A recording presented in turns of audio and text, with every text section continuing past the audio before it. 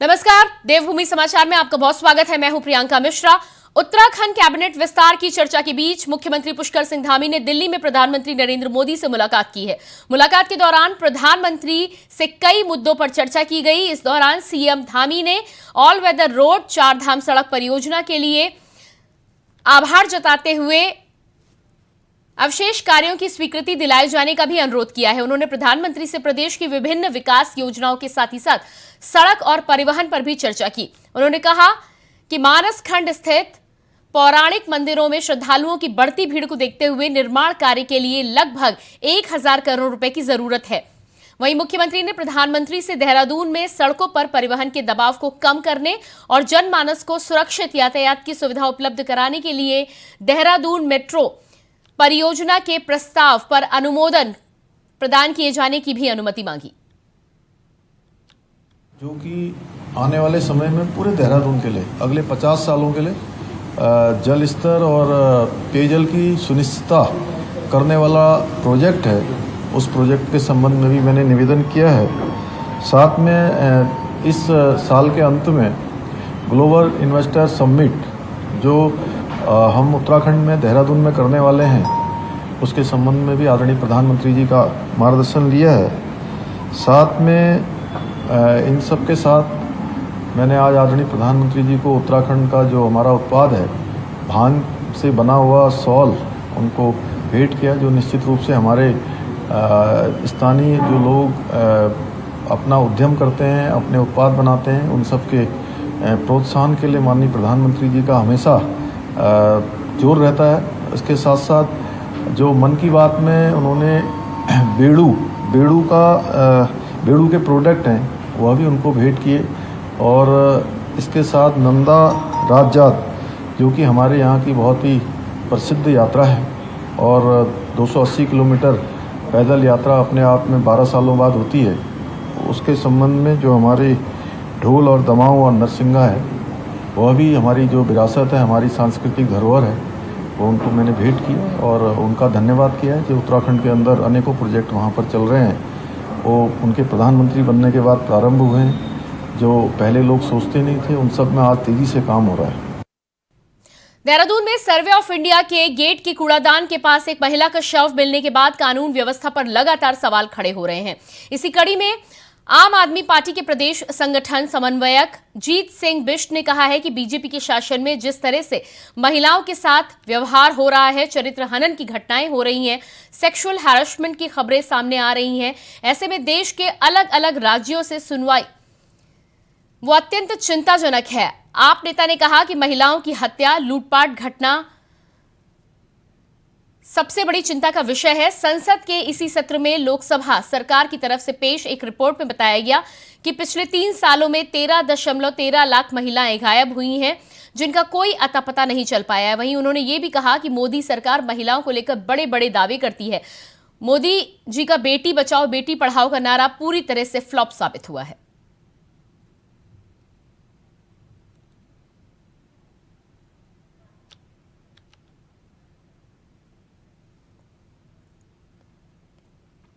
स्कूलों में बच्चों को ट्रैफिक का पाठ पढ़ाने का काम भले ही हो रहा हो, लेकिन राजधानी देहरादून के कई बड़े नामी स्कूल खुद ही इस पाठ को भूल चुके हैं।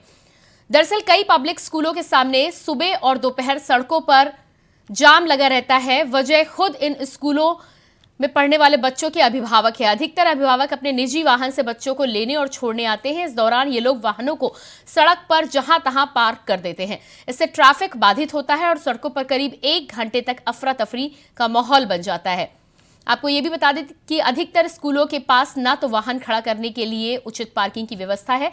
वहीं मामले को लेकर एसपी ट्रैफिक सर्वेश पवार ने कहा कि स्कूल की छुट्टी के समय शहर में काफी ट्रैफिक देखने को मिलता है, जिसको लेकर पुलिस स्कूल के एडमिनिस्ट्रेशन से बात कर रही है। स्कूल में जो खाली ग्राउंड है उसे पार्किंग की तरह आगे से उपयोग किया जा सके, इसके लिए बातचीत की जा रही है ताकि शहर में ट्रैफिक जाम की स्थिति से उबरा जा सके।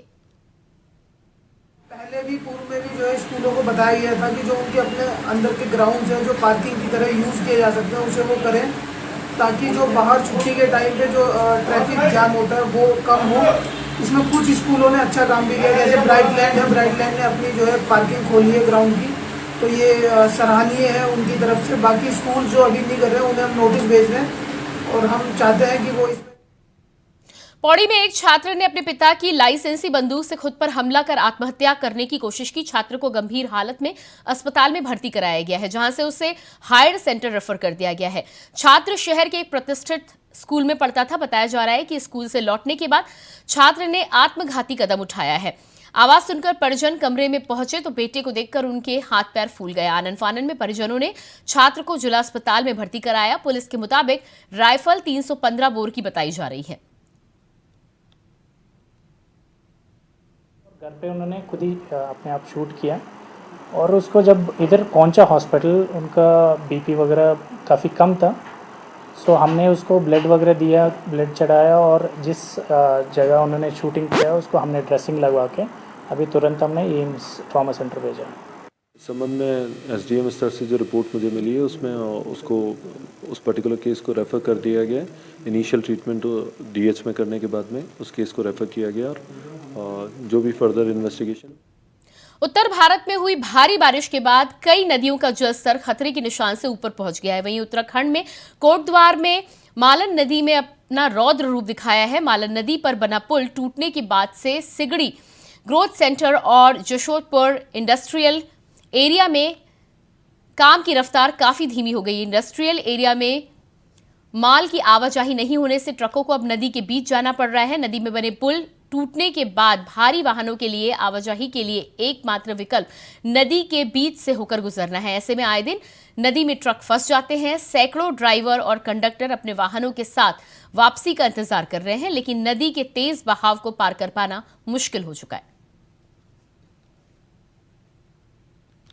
तो तस्वीरें आप ये देख पा रहे हैं। लगातार भारी बारिश के बाद जिस तरह से जलस्तर बढ़ा है, ऐसे में पुल टूट जाने के बाद ट्रकों की आवाजाही को लेकर खासी दिक्कतों का सामना ट्रक ड्राइवरों को करना पड़ रहा है। तस्वीरें आप देख सकते हैं किस तरह से माल लेकर नदी के बीच में से ट्रक को पार करने की कोशिश की जा रही है, लेकिन हालात दुर्लभ हैं और ऐसे में इस तरह की घटनाएं आए दिन होती हैं, जहां घंटों ड्राइवरों को ट्रक को पार कराने के लिए इंतजार करना पड़ता है। कभी जेसीबी की मदद से तो कभी अन्य मदद से फंसे हुए ट्रकों को बाहर निकालने का प्रयास किया जाता है।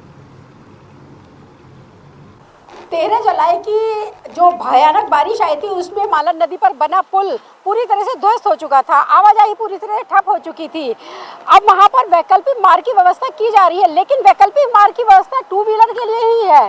जहां तक हम देख रहे हैं, हमारे पीछे आप नदी में देख सकते हैं किस तरह से एक ट्रक फंसा पड़ा है।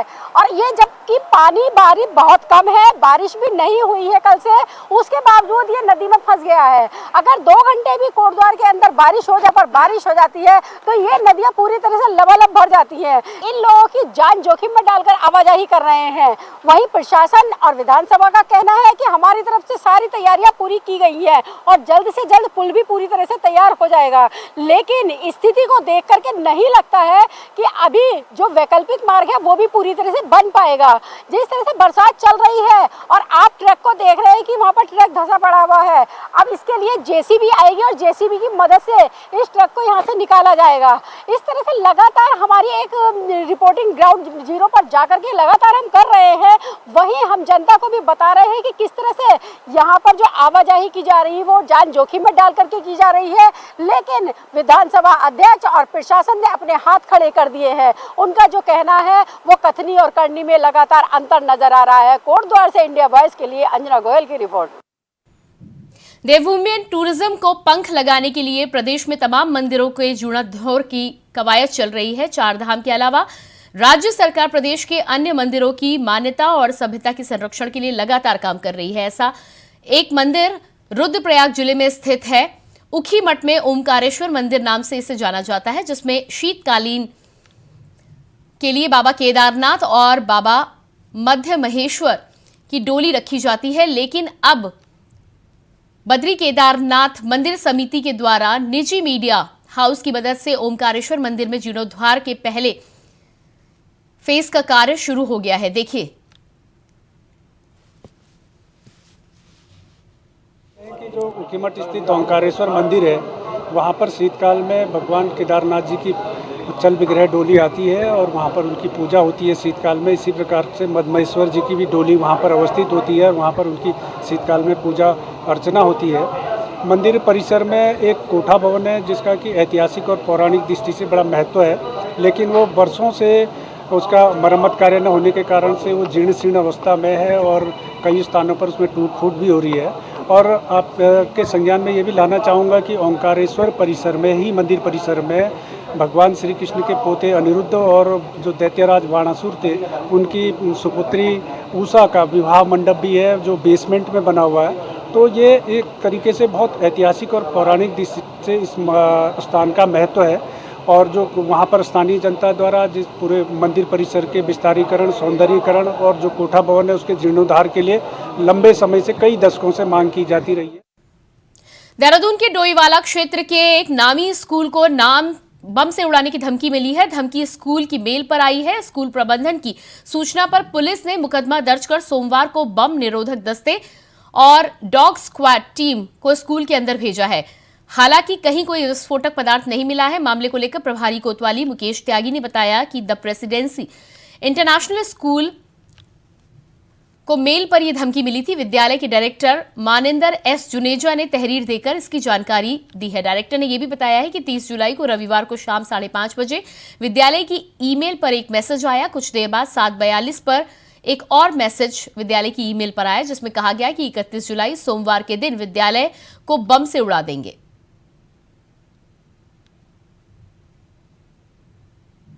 कल मेल से किसी ने बम से धमकी दी स्कूल को उड़ाने की, तो मैं उसी संबंधित आया था। यहाँ पर प्रशासन लगा हुआ है, इंस्पेक्टर साहब भी हैं, सब जांच हो गई है, नॉर्मल है सब कुछ, ऐसी कोई बात नहीं है, नॉर्मल है। कुछ लोग होते हैं सामाजिक तत्व। शाम को एक जीमेल आई थी हमारे आईडी पे, उस पर तो उसमें ये कहा था कि we are to plantation for bomb. तो हमने सुबह सोमवार को अपना सुबह इमीडिएटली जो है थाना डोईवाला में, कोतवाली में एक FIR लॉन्च करवाई थी हमने। और उसके बाद उन्होंने अपना बम स्क्वाड को कॉल किया, पुलिस प्रशासन ने, बम स्क्वाड यहाँ पे आया, पूरी इंक्वायरी हुई, पूरी जांच हुई है। तो जैसे वो लोग हमें आगे गाइड करते रहे वैसा हम लोग अपना इसमें एक्शन लेते रहे हम लोग। और बाकी इसमें कोई मैं ये निवेदन करूँगा पेरेंट्स से अपने, जो हमारे अभिभावक लोग हैं, कि ऐसा कोई पैनिक होने की इसमें ज़रूरत नहीं है, धैर्य बनाए रखें, सब कुछ ठीक चल रहा है। इंक्वायरी पार्ट ऑफ इंक्वायरी है, चल रहा है जांच, उसमें जो भी होगा सामने आ जाएगा। देहरादून में गढ़वाल कमिश्नर विनय शंकर पांडे ने कैंप कार्यालय में विकास परियोजनाओं की समीक्षा की और सभी सीडीओ को हर 15 दिन में योजनाओं की समीक्षा के निर्देश दिए हैं। साथ ही साथ ये भी कहा है कि योजनाओं के कार्य में लाने से काम में तेजी लाई जाए और उन्होंने मुख्यमंत्री स्वरोजगार योजना में पौड़ी और हरिद्वार जिले के प्रदर्शन की सराहना करते हुए कहा कि अन्य जिलों में भी युवाओं को अधिक से अधिक रोजगार से जोड़ने के निर्देश दिए गए हैं। साथ ही आपको बता दें कि महाप्रबंधक उद्योग और क्षेत्रीय प्रबंधक लीड बैंक के बीच बेहतर समन्वय स्थापित करते हुए लंबित आवेदनों को निस्तारण जल्द किए जाने के भी निर्देश दिए गए हैं। हमारे गढ़वाल के जो 7 जनपद हैं, इनके सभी जो मुख्य विकास अधिकारी थे, उनके साथ एक समीक्षा बैठक मैंने रखी थी वीडियो कॉन्फ्रेंसिंग के माध्यम से। उसमें मुख्य रूप से जो हमारे जिला योजना और स्टेट सेक्टर और सेंट्रल स्पॉन्सर्ड स्कीम और जो बाह्य सहायता परियोजनाएं हैं उनकी समीक्षा की, तो उसमें खर्च की स्थिति क्या है। साथ ही साथ जो फ्लैगशिप परियोजनाएं हैं, चाहे वो भारत सरकार की हों और या हमारे राज्य सरकार की हों, इसके अतिरिक्त 20 सूत्री कार्यक्रम के प्रगति की भी समीक्षा की। और ये मेरी पहला इंटरेक्शन था सभी सीडीओज़ के साथ। कुल मिलाकर भी जिला योजनाओं में, चूँकि सभी जनपदों में जिला योजना की जो समिति की बैठक थी काफ़ी विलम्ब से हुई थी और मोर और लेस जून के लास्ट तक आते आते बैठकें हुई और हरिद्वार में अभी 27 तारीख को बैठक संपन्न हुई थी। तो देवभूमि समाचार में फिलहाल रुकते एक छोटे से ब्रेक के लिए, जल्द हाजिर होते। ब्रेक के बाद स्वागत है आपका। बीजेपी ने प्रदेश में मेरी माटी मेरा देश अभियान चलाने का फैसला किया है। राष्ट्रीय महामंत्री संगठन के KL संतोष की मौजूदगी में अगस्त महीने में कार्यक्रम का आयोजन किया गया, जिसको लेकर आगामी लोकसभा चुनाव के लिहाज से भी इसे काफी महत्वपूर्ण माना जा रहा है। वहीं बीजेपी प्रदेश अध्यक्ष का कहना है कि 13 से 15 अगस्त तक हर घर तिरंगा अभियान चलाया जाएगा। देखिए, बहुत बड़ा राष्ट्रीय कार्यक्रम मेरी माटी मेरा देश, प्रधानमंत्री जी इस बार स्वतंत्रता दिवस में उस कार्यक्रम को लेने वाले हैं और प्रत्येक गांव से, हर गांव में कोई न कोई ऐसा व्यक्ति होता है जो किसी न किसी रूप में, चाहे सैनिक है, हमारे कारगिल शहीद बड़ी संख्या में हमारे उत्तराखंड में है, हमारे पुलिस के जवान हैं जो किसी न किसी कारणवश शहीद हुए हैं, ऐसे सब लोगों की स्मृति पट्टिका ये उस गांव में लगे। और उसमें हमने कहा कि अमृत सरोवर ये जिन क्षेत्रों में हमारे पहाड़ में वो नौले भी बोलते हैं, धारे भी बोलते हैं, ऐसे स्थान जहाँ पर सबका जाना हो और वो चित्र, वो पट्टिका उस गांव के सब लोग देखें। इस विषय को लेकर व्यापक कार्यक्रम होगा। और क्योंकि 75वीं आजादी का अवसर है, अमृत महोत्सव है। लक्सर के दाबकी गांव में एक प्राइवेट अस्पताल संचालक पर इलाज में लापरवाही करने से महिला की मौत हो जाने का आरोप लगाया गया है, जिसके चलते महिला के परिजनों ने अस्पताल में जमकर तोड़फोड़ की। बता दें कि महिला की शारीरिक कमी के चलते उसका गर्भपात होने के कारण निजी अस्पताल में उसे भर्ती किया गया था, जहां महिला को प्लेटलेट्स डाउन बताकर शाम को ही छुट्टी दे दी गई। वहीं महिला की मौत पूरे शरीर में सेप्टिक फैल जाने के कारण हुई है, जिसकी वजह से महिला के परिजनों ने अस्पताल पर समय से इलाज न करने का आरोप लगाकर जमकर हंगामा किया। हालांकि सूचना मिलने पर मौके पर पहुंची कोतवाली पुलिस ने घटना की जानकारी ली है और बताया है कि परिवार वालों की ओर से घटना की तहरीर नहीं दी गई है। तहरीर मिलने के बाद आगे की कार्रवाई की जाएगी। लड़की थी, उसे दिक्कत के कारण उसे यहाँ भर्ती करा। इसने उसकी सफाई सुफाई ऐसे ही कुछ करा है। उसके बाद इसने अपना आप ही खुद दोबारा से अपनी जिम्मेदारी लेकर दोबारा फिर एडमिट कर ली और एडमिट करने पर उस बच्ची को इन्फेक्शन हुआ पूरे शरीर में, जिसकी देहरादून जाकर मृत्यु होगी। और यानी उम्र 25 साल लड़की है। उसकी एक 5 साल की बेटियाँ है जिसे वो अनाथ छोड़ कर चली गई है। मेरी आप लोगों के द्वारा एक ही बात है कि हमारे जो क्षेत्र में ये यमराज खुला हुआ है, ये अस्पताल नहीं यमराज है। ये पहले भी इसके 2-4 बार ऐसी हो चुका है कथा। मेरी आपसे यही निवेदन है कि इसको ऊपर तक पहुंचाएं और जो सरकार अनुदान दे रही है इसके ऊपर उसकी जांच कराई जाए। यहाँ से लड़कियों की और औरतों की इनके पास में कोई वो नहीं है, डिग्री नहीं है, ये ऐसे ही एडमिट। रुड़की के हरिद्वार को जोड़ने वाले सैलानी पुल को कमजोर बताया गया है। वहीं अब पुल पर से बड़े वाहनों के गुजरने से पुल हिलने लगा है, जिसके चलते प्रशासनिक अधिकारियों ने आनन फानन में इस पुल से आने जाने वाले वाहनों पर प्रतिबंध लगा दिया है, जिसके चलते हरिद्वार, ऋषिकेश से दिल्ली, मेरठ, मुजफ्फरनगर जाने वाले वाहनों को नए बाईपास से भेजा जा रहा है। वहीं स्थानीय निवासियों का कहना है कि अचानक हुई रूट तब्दीली से काफी दिक्कतों का सामना करना पड़ रहा है। साथ ही ट्रैफिक पुलिस कर्मियों के लिए भी ट्रैफिक चलाने में दिक्कत सामने आ रही है। सैलानी नदी का पुल कमजोर होने की वजह से लोक निर्माण विभाग के अधिशासी अभियंता के द्वारा दोनों साइड पुल को छोड़कर एक बोर्ड लगाया गया है। जब तक पुल सही तरीके से मरम्मत नहीं कर लिया जाता, तब तक पुल के ऊपर भारी वाहनों के आवागमन पर रोक लगा दी गई है। हाईवे पर सोलानी पुल जो है, जो नीचे इन्होंने टेम्परेरी पुल बनाया था, वो पानी के बहाव में बह गया है। दूसरी बात यह है कि ये पुल जो है काफ़ी पुराना हो चुका है। इसके पिलर जो हैं वो काफ़ी कमज़ोर हो चुके हैं।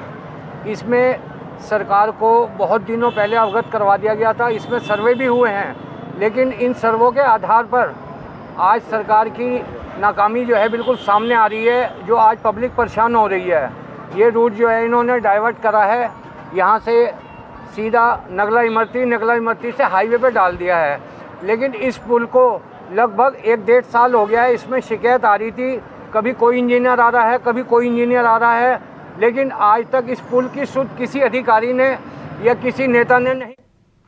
डोईवाला में डेंगू और मलेरिया के बढ़ते संक्रमण को देखते हुए टीम वॉरियर्स न्यू संस्था और टीम एवोल्यूशन के द्वारा रक्तदान शिविर का आयोजन किया गया, जहां 100 से अधिक की संख्या में रक्तदाताओं ने रक्तदान किया। तो वहीं सभी रक्तदाताओं को पेड़ भेंट कर पर्यावरण को स्वच्छ रखने की मांग भी की गई। आपको बता दें कि टीम वॉरियर्स के संस्थापक शिवम बहुगुणा ने डेंगू को महामारी बताते हुए डेंगू से बचाव की सलाह दी है और लोगों से अपील की है कि ज्यादा से ज्यादा रक्तदान कर डेंगू से लड़ने में मदद करें।